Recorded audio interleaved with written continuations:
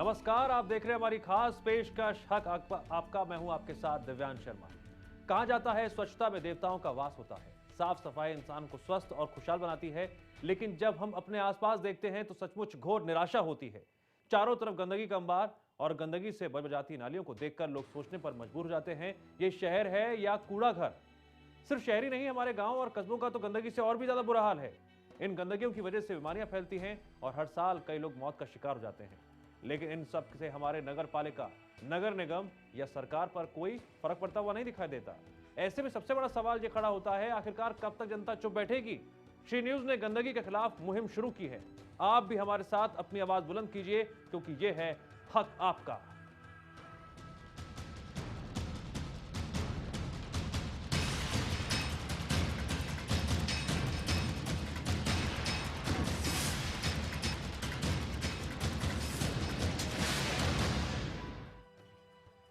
Shri news ने आज से हक आपका में स्वच्छता अभियान की शुरुआत की है। हम यूपी, उत्तराखंड समेत देश के कई इलाकों में घूम घूम कर वहां के साफ सफाई के हालात का जायजा भी ले रहे हैं। हम आपको दिखाते हैं पहले तस्वीरें। इन तस्वीरों के मद्देनजर आप समझ सकते हैं किस तरह से स्वच्छ भारत अभियान कहीं पर नेताओं के हाथ की कठपुतली तो बन गया है, तो कहीं जीती जागती तस्वीर दिखाई देती है। किस तरह चारों तरफ गंदगी का अंबार लगा हुआ है। संभल, प्रतापगढ़, कौशाम्बी, रुद्रपुर, ये चार तस्वीरें आप देख रहे हैं। और पांचवी तस्वीर में आप देख रहे हैं किस तरह से प्रधानमंत्री नरेंद्र मोदी अपने संसदीय क्षेत्र वाराणसी में जब गए थे तो वहां पर उन्होंने खुद अपने हाथों में कुदाल ली थी और गंदगी को साफ करने का बीड़ा उठाते हुए कदम आगे बढ़ाए थे। लेकिन ये कदम कितनी तेजी से आगे बढ़ेंगे? शहर हो या गांव या छोटे छोटे कस्बे, सभी जगह पर चारों तरफ गंदगी का अंबार लगा हुआ है। सवाल जिम्मेदारी समझने का है, सवाल सिस्टम के जागने का है, सवाल जनता के हक का है। लेकिन इन सवालों के जवाब नदारद उस वक्त दिखाई देते हैं जब कोई अपनी जिम्मेदारी निभाते हुए नहीं दिखाई देता। जनता को ये सीख दी जाती है कि साफ सफाई को ध्यान में रखते हुए गंदगी ना फैलाएं, लेकिन कहीं ना कहीं जहां गंदगी फैली हुई है वहां गंदगी को हटाने के लिए नगर पालिका, नगर निगम, सरकार, प्रशासन क्यों नहीं कारगर कदम उठाते हैं? कभी कर्मचारियों की हड़ताल, कभी कमजोर नीतियां, कभी साफ सफाई को लेकर बढ़ती जा रही लापरवाही। इन्हीं के मद्देनजर स्वच्छ भारत अभियान की हवा निकलती हुई दिखाई देती है और ये सवाल खड़ा होता है, कैसे बनेगा स्वच्छ भारत?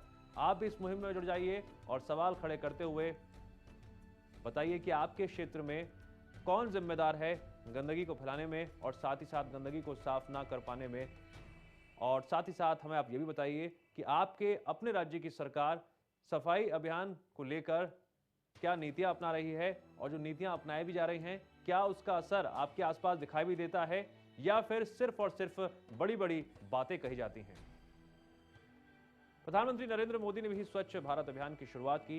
इस अभियान में हमने देखा किस तरह से बड़े बड़े नेता, फिल्म स्टार्स और कई जाने माने लोग सड़कों पर उतरे और कुछ मिनटों के लिए, वक्त के लिए उन्होंने अपने हाथों में झाड़ू ली और सफाई अभियान में जुटे। लेकिन क्या ये एक आदत देशवासियों में है? क्या यह आदत सिस्टम में है? क्या यह आदत संबंधित विभागों में है जो साफ सफाई को लेकर आगे बढ़े?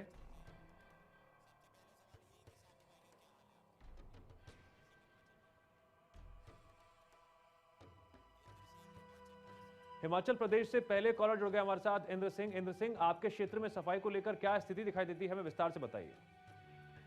भाई साहब नमस्कार जी।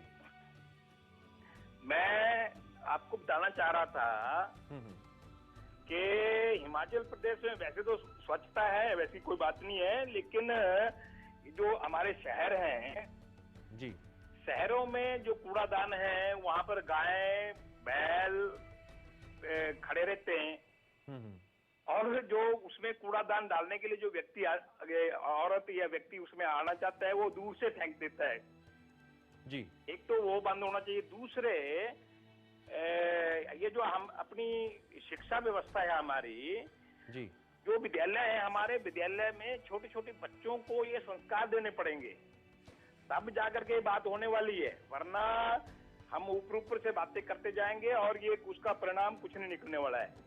इंद्र सिंह जी, क्या आप ये मानते हैं कि हमारे सिस्टम में इतनी कमजोरियां हैं कि वो दूर नहीं होती हैं, जिसके चलते एक स्वच्छता का जो एक मैसेज, संदेश जनता में जाना चाहिए, ना तो उन्हें समझ में आता है और ना ही वो खुद स्वच्छता को लेकर सहज नजर आती है, उसकी नीतियां कमजोर नजर आती हैं, फैसले कमजोर नजर आते हैं? पैदा करना पड़ेगा जी बच्चों में पहले। पहले बच्चों में ये संस्कार पैदा करना पड़ेगा कि आप जो भी खाते हो उसको वैसे नहीं फेंकना। एक छोटी थैली, मैं विद्यालय में जाता हूँ, वहां पर उनको बोलता हूँ कि अपने पास एक छोटी थैली रखो। जी जी। और जो भी आप चीज खाते हो या जो पॉलिथीन का कोई चीज खाते हो तो उसको उस थैली में डालो, और जहां आपको डस्टबिन मिलेगा वहां पर इसको डालो। ये बच्चों में ये संस्कार पैदा करना पड़ेगा, तब जाकर के बात बढ़ने वाली है। वैसे हमारे जो लोग हैं वो वैसे मानने वाले नहीं है।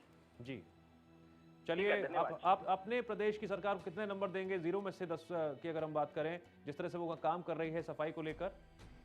हमारे हिमाचल में वैसे तो जो पॉलिथीन को जो बंद कर दिया है उसका बहुत ज्यादा पॉजिटिव प्रभाव पड़ा है। उसका बहुत ज्यादा पॉजिटिव प्रभाव पड़ा है। कितने नंबर देंगे अपनी सरकार को? पॉलिथीन जो है जी, ये पॉलिथीन जो है ये हर जगह सारे हिंदुस्तान से ये जो पॉलिथीन पैकिंग है ना जी जी जी जी, ये पॉलिथीन पैकिंग बंद होनी चाहिए। ठीक है। नहीं इंद्र सिंह जी, आप अपनी सरकार को कितने नंबर देंगे 0 में से लेकर 10 में से तक, जिस हिसाब से वो काम कर रही है? नहीं, हिमाचल प्रदेश की सरकार तो ठीक काम कर रही है। उसको तो उसने विद्यालयों में यह संस्कार देने अभी शुरू नहीं। ठीक है, चलिए शी न्यूज में हक आपका के जरिए आपने अपनी आवाज बुलंद की और सवाल खड़े किए और साथ ही साथ एक संदेश दिया है, उसके लिए हम शुक्रिया अदा करते हैं एक जागरूक नागरिक होने के नाते। और आप भी जुड़ जाइए इस कार्यक्रम के जरिए। लगातार टीवी स्क्रीन्स पर नंबर फ्लैश किए जा रहे हैं, उन नंबर्स के जरिए आप हमारे साथ जुड़ सकते हैं और सवाल खड़े करते हुए अपने अपने क्षेत्र में जो गंदगी को लेकर आप देखते हैं तस्वीरें, उसको आज सामने रख सकते हैं।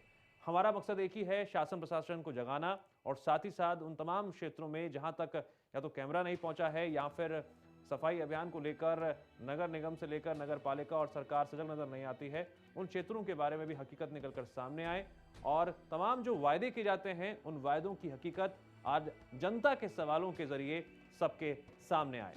हमें समझना होगा कि ये गंदगी कई बीमारियों की वजह बनती हैं और जब बीमारियां बढ़ती हैं तो एक बड़ा रूप भी धारण कर लेती हैं।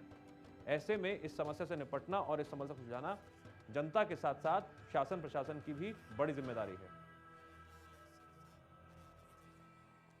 हरियाणा के सिरसा से भवन लाल जी हमारे जुड़ गए हैं।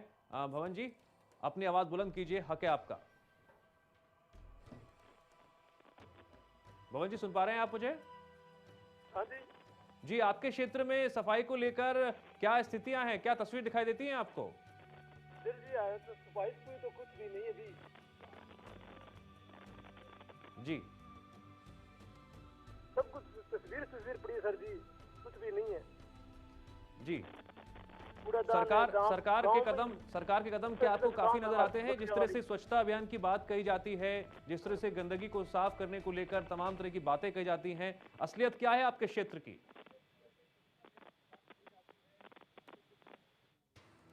चलिए, आपने अपनी आवाज रखी, उसके लिए आपका बहुत बहुत शुक्रिया।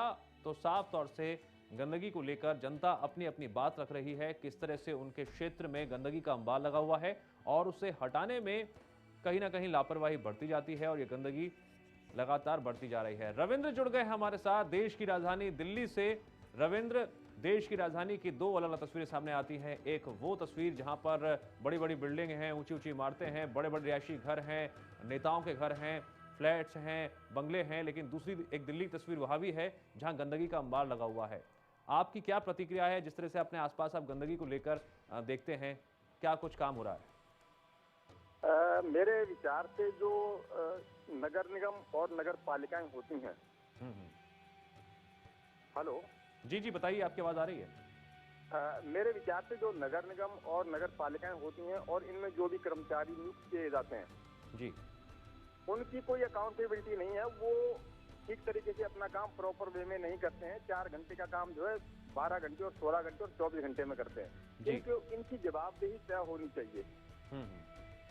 ये खुद कूड़े कचरे को सही जगह पे डिस्पोज नहीं करते हैं। जी। रविंद्र कुमार जी, आप दिल्ली में जिस तरह से गंदगी की हालत देखते हैं, उस लिहाज से आप 0 में से लेकर 10 तक कितने नंबर देना चाहेंगे? नहीं, यहाँ पे सफाई की व्यवस्था में काफी सुधार है और राज्यों की अपेक्षा दिल्ली में सफाई व्यवस्था में काफी अगर हम नंबर देने की बात करें तो कितने नंबर देंगे आप? 40 नंबर दिए जाएंगे। नहीं, 0 में से 10 तक? 0 में से 10 तक तो कम से कम 4 नंबर दिए जाए। 4 नंबर देते हैं। चलिए आप 4 नंबर दे रहे हैं, जितना आपने कामकाज अब तक देखा हुआ है तो 4 नंबर दिए हैं दिल्ली के दर्शक ने, जिस तरह से वो गंदगी को लेकर तमाम हालात देखते हैं। तो ये एक प्रश्न चिन्ह है सिस्टम पर कि किस तरह से जनता सवाल उठाते हुए आपको नंबर भी दे रही है सरकार को कि आप अपने अपने क्षेत्र में गंदगी को लेकर, सफाई को लेकर तमाम जो बातें करते हैं उसकी हकीकत क्या है। फिर चाहे वो कोई भी प्रदेश हो, उत्तर प्रदेश से लेकर उत्तराखंड, हरियाणा, हिमाचल प्रदेश और तमाम कस्बों से लेकर गांव तक। देवरिया से हमारे साथ हिमांशु जी जुड़ गए। हिमांशु जी, आपका स्वागत करते हुए मैं चाहूंगा कि आप अपने क्षेत्र में गंदगी को लेकर जो हालात देखते हैं उसकी हकीकत बयान करें।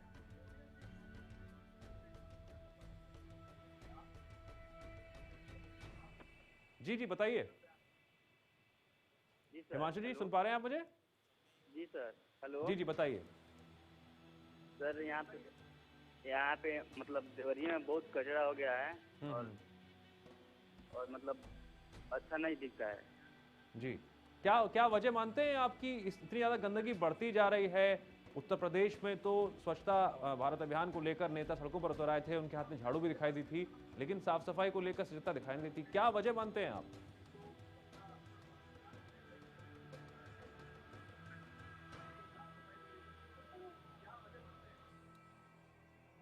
चलिए, शुक्रिया, आवाज कमा रही है, आपने अपनी बात रखी। तो देवरिया से एक जनता, जागरूक जनता जो बता रही है किस तरह से उनके क्षेत्र में गंदगी का अंबार दिनों दिन बढ़ता जा रहा है और ये समस्या खत्म होने के बजाय लगातार बढ़ती हुई नजर आ रही है। जी हाँ, ये समस्या जिस तरह से लगातार बढ़ती है उससे कई तरह की समस्या सामने आती हैं। सबसे बड़ी बात, बीमारियां बढ़ती हैं और जब गंदगी बढ़ेगी तो फिर किस तरह का संदेश दिया जाएगा, सामने आएगा, ये भी बड़ा सवाल है। गाजीपुर से त्रिलोकीनाथ सिंह जी हमारे जुड़ गए हैं। सिंह साहब का स्वागत करते हुए हम चाहेंगे कि आप अपनी बुलंद आवाज में सवाल खड़े करिए, किस तरह से आपके क्षेत्र में गंदगी को लेकर स्थिति है। पहले गुजारिश करूंगा कि आपने टीवी की वॉल्यूम को म्यूट कर दीजिए ताकि सिर्फ और सिर्फ आपकी आवाज साफ साफ आ सके। सर, हम लोग यहाँ पर बैठे हुए कम से कम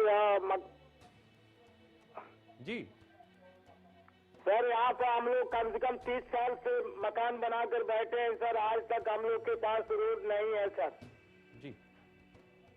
और दूसरी बात गंदगी की है सर, तो गंदगी तो हर आदमी साफ करता है सर। बहुत ज्यादा प्रधानमंत्री के करने से बहुत ज्यादा सफाई का अभियान तो इधर ठीक है, ये गाजीपुर लगभग जी नगर पालिका का देन है। नगर पालिका नहीं चाहता कि साफ करें। आप सरकार को कितने नंबर देना चाहेंगे 0 में से लेकर 10 तक, जिस हिसाब से वो काम कर रही है? नगर पालिका को तो हमारे तरफ से 0 का 0। सरकार जो काम किया है उसके लिए कम से कम आप 8 से तो नीचे क्या देंगे सरकार?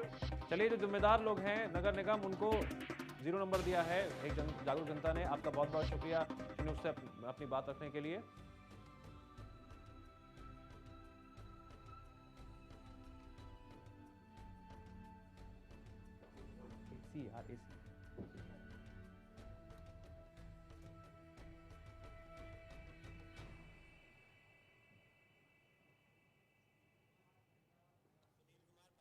फरीदाबाद से सुनील कुमार जुड़ गए हमारे साथ। सुनील, हरियाणा में तो बड़े बड़े दावे जाते हैं कि गंदगी को साफ करने के लिए कई योजनाएं बनाई जा रही हैं, हमें हकीकत बताइए, अपने आसपास के क्षेत्र में आप क्या देखते हैं? क्या वाकई में गंदगी को साफ किया जा रहा है? सजग नजर आती है? नमस्कार जी सर जी, आप टीवी पे जो कूड़े का अंबर दिखा रहे हैं, ये बात एक शहर की नहीं है, सभी शहरों में यही हालत है जी। इसका जिम्मेदार सरकार हमारी नगर पालिका है, जो रेगुलर कर्मचारी इन्होंने रखे हुए हैं।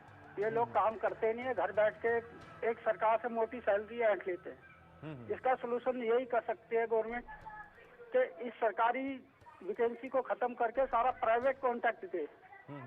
प्राइवेट कॉन्ट्रैक्ट के थ्रू ऐसा होगा कि जैसे एक आदमी की 25,000 सैलरी है, प्राइवेट कॉन्ट्रैक्टर उस 25,000 सैलरी में 3 सफाई कर्मचारी लागू कर देगा, जी। दे सकता है हमारे को सफाई के लिए।